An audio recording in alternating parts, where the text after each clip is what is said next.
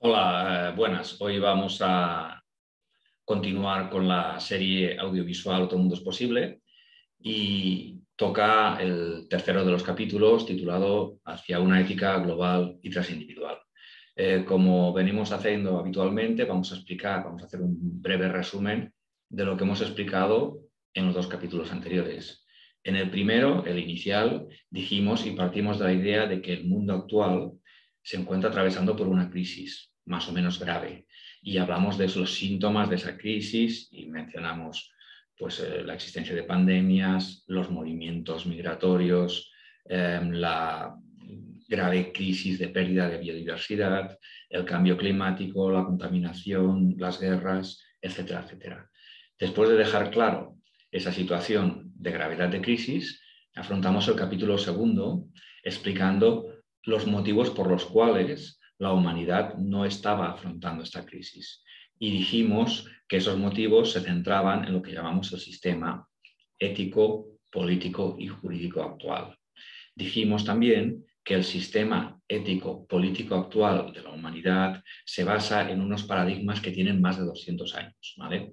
Probablemente creados entre el periodo que va del humanismo a la Ilustración. Eso significa que esos paradigmas ya están un poco obsoletos y que no son capaces de solucionar los retos actuales que tenemos.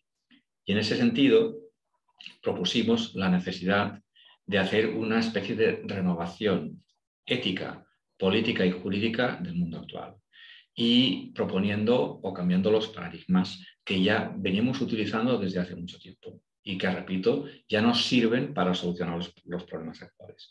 Y en esa situación empezamos el capítulo tercero hacia una ética global y transindividual. Y uno de los puntos de partida para empezar esta nueva renovación o revolución ético, política y jurídica es la necesidad de recuperar la ética. Bien, la ética no ha desaparecido. Lo que pasa sencillamente es que la ética lleva ninguneada, es considerado como una rama de conocimiento secundario o poco importante, ¿vale? Debe de recuperar esa importancia que ha tenido en otros periodos históricos. Porque la ética es la ciencia básica de los principios, de los fines y de los valores que tenemos los seres humanos, ¿vale? La ética vendría a tratar de ayudarnos a los seres humanos y a la humanidad a encontrar nuestro camino para llevar a cabo nuestras existencias. Yo creo que sería algo fundamental entender el valor de la ética. La ética no es una imposición, no nos dice lo que debemos ser, nos da una guía y una ayuda para enfilar nuestras vidas. Entonces, ¿por qué ha perdido algo que tiene tanto valor como la ética? ¿Por qué ha perdido valor últimamente? Esa es otra de las preguntas que podemos hacernos. Y una de las cosas que tenemos que dejar claro es que la ética no debe de ser considerada una rama del conocimiento instrumental. En el momento en que nosotros ponemos a la ética como algo instrumental, nos estamos poniendo a nosotros, a los seres humanos, como algo instrumental, porque la ética, como he dicho ya antes, es la ciencia del hombre. La pregunta que me hago es la siguiente, es decir, por ejemplo, en la bioética, ¿vale? La bioética es la ética de la biología. La idea es, ¿la ciencia está al servicio de la humanidad, del desarrollo de la humanidad, o nosotros estamos al servicio de la ciencia? Si la ciencia está al servicio nuestro, la ética ocupa un lugar, tiene un valor propio, mientras que la ciencia del método tendría un valor instrumental. Yo creo que debería de ser así, pero actualmente parece que lo interpretemos al revés. Parece que a las ciencias del método les demos un valor principal o los consideramos el valor principal y a la ética lo consideremos como algo secundario. No tiene que ser así. Por lo tanto, la idea de la que tenemos que partir es la de volver a poner la ética en el sitio que se merece, que es un sitio primordial. Entonces, basándonos en esto, vamos a hacer una brevísima historia de la ética explicada desde un punto de vista distinto al que se suelen explicar las historias, para darnos cuenta de los cambios que ha ido teniendo la ética a lo largo de la historia. Vamos a mencionar básicamente tres periodos históricos. Uno es el relacionado con la Edad Antigua, con la Grecia clásica, ¿vale? Y con Roma. En tiempos de la Grecia clásica y helenística y Roma, no había una única ética, sino que había varias y distintas propuestas éticas, ¿vale? Estaba el estoicismo, epicureísmo, cinismo, escepticismo. Unas éticas se basaban en que el fin principal del hombre era encontrar el placer, otras la felicidad, otras el bien, etcétera, etcétera. Muy bien, estas distintas propuestas éticas que había en esos tiempos, no se imponía ninguna sobre los demás, sino que cada individuo podía elegir la ética que consideraba más adecuada para los fines individuales. Muy bien. Después de este periodo de la Edad Antigua viene un periodo distinto, que es el de la Edad Media, en el que aparecen las éticas totalitarias. Es decir, las éticas totalitarias es que la sociedad vive única y exclusivamente dominada y controlada por una única ética, ¿vale? Sería el ejemplo de las éticas cristiana en Occidente, la ética musulmana y la ética judía, ¿vale? En estos sistemas solo hay una creencia, que es la creencia impuesta por la religión. Y todos los ciudadanos que viven en esas sociedades tienen que asumir esa ética impuesta, ¿vale? Y ética y visión del mundo. Esa ética supone, pues, creer que el bien y el mal vienen determinados por las Sagradas Escrituras, que hay un futuro después de la muerte, que hay una vida después de la muerte, y también supone creer que los hombres han sido creados por Dios, que hay un único Dios, que es totalmente omnipotente, que la Tierra es el centro del mundo. Vale, muy bien, pues estas éticas impuestas o totalitarias duraron aproximadamente más de 1000 años en la sociedad occidental. Y en estas éticas no existían los fines individuales, es decir, cada uno de los miembros que vivían en esas sociedades no tenía un proyecto de vida propio basado en su libertad para decir qué quería hacer en un futuro. Las personas en estas sociedades nacían, crecían y pasaban toda su vida siguiendo el rol que les exigía la sociedad y dentro de la clase social que les correspondía. Es decir, podemos decir que en estas sociedades no existía libertad individual. Si tú nacías campesino, serías campesino durante toda tu vida y tendrías siempre la misma ética impuesta, ¿vale? Siempre tendrías las mismas creencias. Vale, ventajas de estas sociedades, que al no tener libertad tú para configurar tu vida, te viene impuesta, es una comodidad saber lo que ya vas a saber tú el resto de tu vida. Cosas en contra, evidentemente, la poca libertad que tienes tú para configurar tu destino, porque ya la propia sociedad te dice lo que vas a ser desde que naces hasta que mueres. Y este es uno de lo que podemos llamar los sistemas de éticas totalitarias, ¿vale? En lo que importante es la sociedad. Por eso se llaman sistemas socionistas, no sistemas individualistas en lo que importa al individuo. Aquí el individuo no importa. Aquí lo que importa es que hay una sociedad que tiene una ética impuesta y que los individuos viven en esa sociedad como hormigas con un futuro ya predestinado, con un rol predestinado. Muy bien. Ejemplos de este tipo de sociedades que podemos llamar socionistas, pues en la Edad Media, evidentemente, de hecho en la Edad Media, sobre todo en la Alta Edad Media, se distinguían 3 tipos de roles que podían asumir los seres humanos, ¿vale?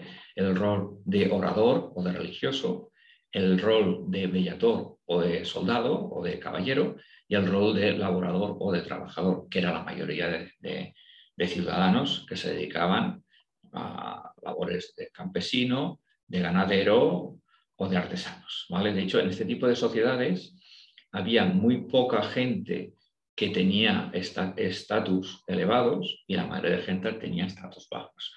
De la sociedad media, de la Edad Media se pasó ya a inicios de la Edad Contemporánea en una sociedad también estratificada, pero un poco más compleja, que es lo que llamamos el antiguo régimen. Pero el antiguo régimen tenía las mismas características. Nacías en una clase social, si nacías dentro de la nobleza, ya tenías, por el simple hecho de ser noble, pues un poder determinado y unos privilegios, mientras que si nacías en las clases bajas, pues tenías un rol predeterminado y no tenías privilegios. Bueno, pues esto es lo que podemos llamar sistemas socionistas, ¿vale? Entonces, la interpretación que yo hago de la historia ética es que a lo largo de una serie de siglos se va produciendo lo que se llama la revolución individualista. Es la revolución ética más importante. A ver, los libros de historia no se refieren tanto a este tipo de revolución, sino a otras, porque los libros de historia se basan más bien en los cambios políticos y los cambios jurídicos que han habido en la historia. Pero yo me baso más en una visión ética. Y al basarme más en esa visión ética, considero que probablemente la revolución más importante que ha tenido Occidente en los últimos siglos es la revolución individualista, por encima de la revolución industrial o de la revolución francesa. Pero repito, esta es una revolución que no suele aparecer en los libros y además es una revolución muy lenta y muy silenciosa, que transcurre desde el humanismo, estaríamos hablando de tiempos del Renacimiento, sobre el siglo XV, hasta la Ilustración, que estaríamos hablando del siglo XVIII, durante aproximadamente 300 años. Y durante esta revolución lenta, el hombre que lucha por su libertad individual se va emancipando, se va separando de esas sociedades que hemos dicho antes, en las que su rol ya venía determinado desde el momento del nacimiento. Esas sociedades que estaban divididas en clases sociales, en lo que importaba era el funcionamiento social y la ética impuesta y no el individuo. Pues por el contrario, el hombre lucha para evitar para sustraerse de estas sociedades y tener él por sí mismo la libertad de decidir cómo configura su destino, su vida, ¿vale? Bueno, la libertad no es absoluta, ya lo sabemos, pero más o menos vendría a ser esta la revolución individualista que se fue gestando durante varios siglos, ¿vale? Entonces, una vez se alcanza, el hombre consigue su libertad, entre comillas, podemos empezar a decir que aparece el paradigma individualista y desaparece el socialismo. Y entonces, la idea que quiero destacar ahora es que una vez el hombre alcanza el individualismo, aparecen todos los paradigmas actuales, ¿vale? Es decir, el individualismo sería la semilla que haría germinar un nuevo sistema ético, político y jurídico durante los tiempos de la Ilustración. Porque todos estos paradigmas que estudiamos ya en el capítulo segundo, la democracia, el Estado-nación, separación de poderes, derechos humanos, no son nada más que la puesta en práctica del individualismo. Los derechos humanos serían la puesta en la justicia del individualismo, la democracia, el Estado-nación, el Estado liberal, la separación de poderes sería la expresión política del individualismo. Pero en la base y en el inicio de todos estos paradigmas estaría el individualismo. Por lo tanto, lo que estamos diciendo es que el individualismo es el paradigma más importante de todos los que tenemos hoy en día. Y la base del individualismo es que cada uno de nosotros, lo más importante es los fines individuales por encima de los fines comunes, ¿vale? Cada uno de nosotros tiene un proyecto de vida que quiere llevar a cabo. Y eso es lo más importante. El fin mío, el fin de cada uno de nosotros. El fin individual está por encima y tiene más importancia y más protección que los fines sociales.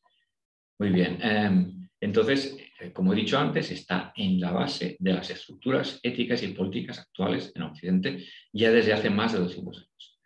Y lo que he dicho antes es que todos los demás paradigmas que hemos ido hablando están articulados a partir del individualismo. Así, el individualismo es la raíz. Y de esa raíz surge toda la articulación política, ética y jurídica actual, ¿vale? Pero siempre en la base está el individualismo. Muy bien. Una vez hemos tenido claro y explicado esto, la importancia del individualismo que tiene hoy en día en nuestras sociedades, tenemos que dar un salto e ir a otro aspecto distinto. Porque el individualismo es el paradigma ético, político y jurídico que sirve en las relaciones entre los hombres y la humanidad. Pero la pregunta que me hago yo ahora es, ¿y las relaciones de la humanidad con lo demás? Es decir, con el resto del mundo, con el planeta, con la naturaleza, ¿con qué paradigma funcionan? Porque no funcionan con el individualismo, ¿vale? De hecho, nosotros no consideramos las relaciones con lo demás, con el resto del mundo, como un asunto ético y político, ¿vale? Porque el paradigma básico que funciona es el del antropocentrismo, androcentrismo que también se llama, o humanitarismo. Y ese paradigma considera que el único valor en sí es el individuo y la humanidad. De forma que lo demás, el planeta y la naturaleza, se consideran un instrumento al servicio de la humanidad, ¿vale? Este es el paradigma por el que funcionamos. Y de hecho, una de las formas de entender que existe este paradigma es fijarnos en las expresiones que nosotros utilizamos para referirnos al resto del mundo. Medio ambiente, recursos naturales, materias primas, objetos, cosas, que no son nada más que visiones instrumentales. De hecho, en el derecho civil, por poner un ejemplo, hay dos tipos de categorías, solo dos. La persona, que seríamos cada uno de los individuos, y las cosas, que sería todo lo demás. Y nosotros, desde una visión que ya tenemos instalada desde hace siglos, consideramos que el único valor propio que hay en el mundo es el individuo. Y todo lo demás es un instrumento y por lo tanto todo lo demás no tiene un valor en sí. Si solo tiene un valor en cuanto nos sirve a nosotros. Esto es lo que se llama un valor instrumental. Entonces, muestras de cómo nosotros, la humanidad, utilizamos el resto del mundo para nuestro propio beneficio hay múltiples, innombrables, ¿vale? Aquí tenéis algunas imágenes en las que se ve claramente que la humanidad utiliza el entorno a su propio servicio, ¿vale? Desde el hecho incluso de eliminar una montaña del planeta para construir una carretera o una infraestructura o lo que se os ocurra. De hecho, esta visión humanitarista, antropocentrista que tenemos nosotros, tiene un reflejo claro en los documentos y en los textos escritos y en nuestra ética. Si consideramos que las religiones forman parte de nuestra ética, observamos que en el Génesis, que es el inicio de la Biblia y que por lo tanto forma parte de la creencia básica del cristianismo, del judaísmo y también del islamismo, vemos claramente, como se dice, que Dios creó a las especies animales y a las especies vegetales para que el hombre se aproveche de ellas, ¿vale? Veis aquí en negrita, llenad la tierra y sojuzgadla, y señoread a los peces del mar, a las aves de los cielos y todas las bestias. Eso significa ya que las ideologías religiosas monoteístas ya tienen en sí esa idea antropocentrista. Pero es que no solo estas ideologías, sino que estados laicos como el español, en su constitución, que es la ley suprema, establecen que el medio ambiente, es decir, ya no dicen el planeta o la naturaleza, dicen el medio ambiente, utilizando un término instrumental, está para la satisfacción de los derechos de los individuos. Es decir, es como si dijéramos que todo lo demás que hay en el mundo está para nosotros. Esta es nuestra visión, la visión que nosotros tenemos de nuestra ética, pero que también está reflejada en la política y el derecho, en la forma de funcionar el mundo. Incluso en una ley como la ley del patrimonio natural, que está hecha para proteger a la naturaleza, dejamos claro en el preámbulo, en la exposición de motivos, que el patrimonio natural es nuestro y que la biodiversidad es nuestra, es decir, es de nuestra propiedad, ¿vale? Utilizamos términos de propiedad privada para referirnos al resto del mundo.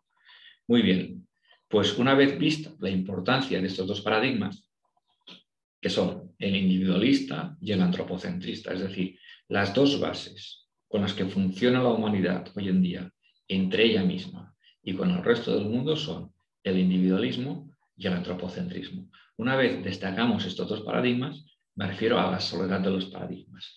¿Qué quiero decir ello? Pues que la aplicación indiscriminada de estos dos paradigmas, esa visión, las leyes, la política basada en estos dos paradigmas, nos están conduciendo a nuestra sociedad y al planeta al límite, ¿vale? Y tenemos que renovar la ética, tenemos que renovar los paradigmas. ¿Cómo hacerlo? Lo que no tenemos que hacer, y eso en relación al paradigma individualista, es, creo, volver al paradigma anterior, que es el paradigma del socialismo, que ya vimos que funcionó durante la Edad Media y que sigue funcionando en cierta medida, porque no hay ninguna sociedad totalmente individualista ni una sociedad totalmente socialista. Pero si cogiésemos un ejemplo hoy en día, podríamos decir que los Estados Unidos es una sociedad bastante individualista y la sociedad china es una sociedad bastante socialista. En Estados Unidos es muy valiosa la libertad de cada individuo por encima de la sociedad en sí, y en China lo importante es la sociedad en sí, y los proyectos individuales no tienen importancia, ¿vale?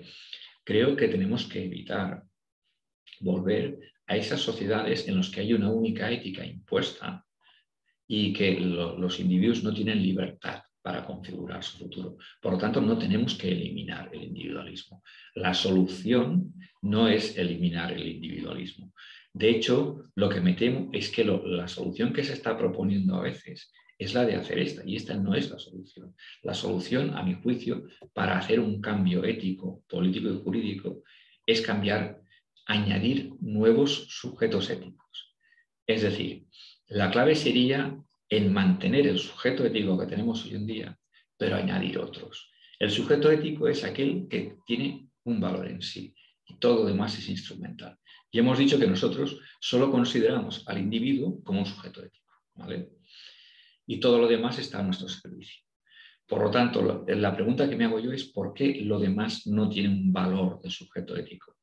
Parece ser que por el hecho de que nosotros, las personas, tenemos conciencia, sabemos, es decir, sabemos que somos lo que somos y sabemos cómo es el mundo, parece que el hecho de tener conciencia nos da a nosotros el privilegio de ser los únicos sujetos éticos posibles. Y con que las demás cosas, incluyendo los seres vivos, no tienen conciencia, por eso no tienen el valor de sujeto ético. A mí no me parece un criterio suficiente para poner una franja, una frontera entre lo que es sujeto ético y no lo es, ¿vale? Entonces, la idea sería reconocer, además del individuo, otros dos paradigmas. Aquí he puesto una frase refiriéndome a la ética actual, ¿vale? La ética no es más que un espejo que el hombre ha inventado para contemplarse a sí mismo, porque la ética que tenemos hoy en día es una ética básicamente hecha por y para el hombre. Bien, y la idea, repito, sería añadir dos nuevos paradigmas en esta especie de renovación ética, política y jurídica. Y acordaros que si cambiamos el paradigma, automáticamente, como si fuesen fichas de dominó o un juego de naipes, cambia y se renueva todo el sistema, ¿vale? Por lo tanto, la propuesta es añadir al paradigma individualista, o si queréis antropocentista, dos paradigmas más, ¿vale? Y estos dos nuevos paradigmas o sujetos éticos, fijaros que digo paradigmas y sujetos éticos como si fuesen sinónimos, ¿vale? En este caso los considero sinónimos. Es decir, paradigma en el sentido de que sirve para articular toda una renovación ética y sujeto ético en el sentido de que tiene un valor en sí. Muy bien. Ya hemos dicho que a raíz de aparición de nuevos paradigmas se renovarían la ética, la política, el derecho. Y la pregunta que nos hacemos es, ¿cuáles serían estos dos nuevos paradigmas o estos dos nuevos sujetos éticos? Dejando claro que el primero se mantendría, es decir, se mantendría el individualismo y el antropocentrismo no, el individualismo se mantendría. ¿Cuál sería el segundo y el tercer paradigma? Pues el segundo paradigma sería el planeta Tierra y la naturaleza que forma parte de él, ¿vale? Sería el planeta dejaría de ser un instrumento para tener un valor en sí mismo. Y no solo el planeta, sino sus extensiones como son la litosfera, la hidrosfera, atmósfera, biosfera y los ecosistemas. Muy bien. Ahora, esta es una visión abstracta, porque los individuos estamos claramente definidos. Ahora, el problema sería esta protección, que tiene y el valor en sí que tiene el planeta, ¿se extiende a toda la naturaleza o solo a una parte de ella? A ver, lo más lógico es que se extienda solo a una parte de la naturaleza y a una parte del planeta, a sus extensiones. Porque el hecho de aceptar este paradigma no debe de implicar que nosotros no podamos explotar el planeta. Sencillamente, el hecho de aceptar este paradigma significa que nosotros vamos a aprovechar y vamos a explotar el planeta hasta unos límites, ¿vale? Límites que vienen marcados por la integridad y variedad del patrimonio terrestre y natural. Vale, entonces ahora la tarea sería fijar esos límites a partir de los cuales consideramos que estamos haciendo daño a la Tierra y a su naturaleza como un valor en sí o no lo estamos haciendo daño, ¿vale? Por lo tanto, repito, el planeta y la naturaleza ya deja de ser un instrumento y tiene un valor en sí mismo. Automáticamente consideramos esto, tenemos que cambiar las leyes y tenemos que cambiar la política. Pero esto no significa que dejemos de explotar el planeta Tierra, sino que significa que vamos a poner unos límites bien claros, marcados por ese paradigma. Muy bien, todo esto es muy teórico. Vamos a intentar hacer un poco más de práctica cuando hagamos el siguiente audiovisual. Pero es que aún nos queda el tercer paradigma. Y el tercer paradigma que considero yo que también sería necesario para que tenga un valor en sí mismo sería la humanidad o el sujeto ético, ¿vale? La humanidad me refiero, cuando hablo de humanidad, no me refiero a todos los seres humanos que estamos vivos hoy en día. Me refiero, incluyo a los que existieron y ya no existen ahora, que son los que han muerto y los que están por existir. Por lo tanto, la humanidad sería un conjunto indeterminado de seres humanos. ¿Y por qué es importante darle un valor en sí a la humanidad? Porque de hecho ya lo estamos haciendo. La humanidad tiene un patrimonio hecho a lo largo de siglos de existencia, a lo largo de esfuerzo de científicos, de personas que han mejorado las tecnologías. Se ha ido gestando un patrimonio que tenemos que es de obras de arte, cultural, científico, tecnológico, etc. Por lo tanto, uno de los valores en sí que tendría la humanidad sería el patrimonio que ha ido generando. Pero además la humanidad implica un proyecto común. No podemos estar única y exclusivamente pendientes de los proyectos individuales de cada uno. Tenemos que estar también, necesitamos también tener en cuenta que la humanidad tiene un proyecto común y que es importante tener en cuenta este proyecto. Por lo tanto, haríamos y terminaríamos este tercer audiovisual diciendo cómo hay que renovar la ética, ¿vale? Y se renueva la ética no eliminando el paradigma individualista, sino añadiendo otros dos. Y una vez hemos añadido y tenemos tres paradigmas o tres sujetos éticos, tenemos que hacer un nuevo sistema mundo, crear un nuevo sistema mundo basado en unas leyes políticas, en una política, en unas leyes distintas. Y eso lo vamos a intentar esbozar un poco en el siguiente capítulo. Por lo tanto, no tengo nada más que añadir que deciros que estos vídeos también los estoy colocando en otro apartado que se llama Foro Mundo, ¿vale? Entonces me despido hasta la próxima.